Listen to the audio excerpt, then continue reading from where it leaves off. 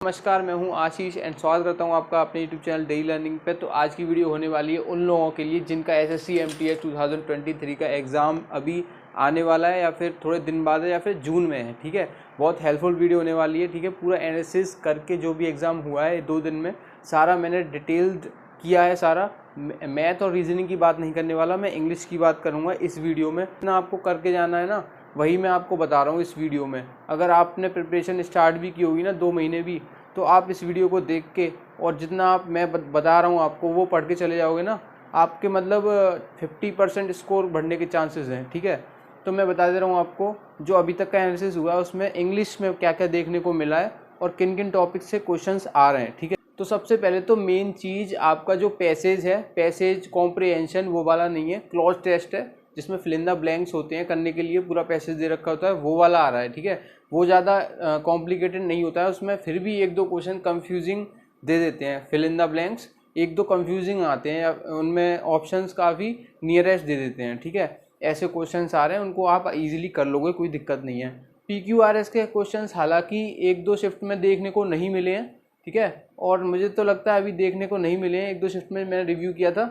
But PQRS तो आ सकते हैं और PQRS में आप मुझे लगता है कंफर्टेबल हो गए अगर आपने थोड़ी सी भी इंग्लिश पढ़ी है तो। CGL मेंस का हुआ था, उसमें थोड़े कठिन आए थे, बट MTS में ठीक आएंगे, अगर आएंगे तो आप कर लोगे। ठीक है, 2-2 क्वेश्चन एंटोनियम और सिनोनियम्स के आ रहे हैं, प्रीवियस ईयर बेस्ड आ रहे हैं सारे, कोई कुछ भी नया नहीं है। आप सोच रहे हो कि भाई कुछ नया आ रहा है, टफ आ रहा है इंग्लिश, ऐसा कुछ नहीं है। जो भी बच्चे टफ बता रहे हैं वो आपको गुमराह कर रहे हैं, क्योंकि उनका एग्जाम हो चुका है और आपको प्रेशर में डालने के लिए वो ऐसा कर रहे हैं, ये समझ लिए बस आप। ठीक है, जो भी चैनल पर रिव्यू देते हैं ना बच्चे, वो उसमें से 70% 60% बच्चे वो थोड़ी सी हवाबाजी करते हैं कि ऐसा पेपर आया वैसा पेपर आया। ठीक है, एक्चुअल में SSC MTS का पेपर है, लेवल इतना हाई नहीं रहेगा, लेकिन कॉन्सेप्ट बेस्ड क्वेश्चन आपसे आ सकते हैं। आपको क्या करना है, ग्रामर के सारे एक बार रिवाइज कर लेने जितने भी आपने रूल पहले कर रखे हैं। ठीक है, और वोकैब के लिए सिंपल वही अगर आपने पहले से कर रखी है, नहीं तो आपको करनी ही नहीं है। अगर आपका एग्जाम अभी 5-10 दिन में, अगर आपका एग्जाम में जून में है, ठीक है, तो आप वोकैब आराम से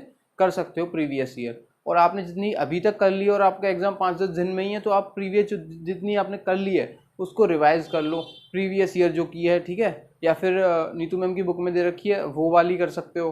ठीक है, या फिर और किसी बुक की कर सकते हो, कोई दिक्कत नहीं है। भी ईडियम्स आपने पढ़ रखे हैं सारे रिवाइज कर लो, क्योंकि ईडियम 2 देखने को मिल ही रहे हैं हर शिफ्ट में, ईडियम और वर्ड। ठीक है, ये भी आ रहे हैं हर शिफ्ट में देखने को मिल रहे हैं। इसके बाद और भाई देखो, स्पेलिंग एरर है, स्पेलिंग एरर का हम ज़्यादा कुछ कर नहीं सकते, क्योंकि स्पेलिंग्स क्या होता है, अगर हमने रीड किया है ना, इंग्लिश को केवल पढ़ा है और उसमें मतलब हमने देखा है ढंग से स्पेलिंग्स को, तो वो हो जाती हैं, पकड़ में आ जाती हैं। कोई कॉम्प्लिकेटेड आती है जो गलतियां हो जाती हैं उसमें, लेकिन मोस्टली ऐसी होती हैं जो हो जाती हैं।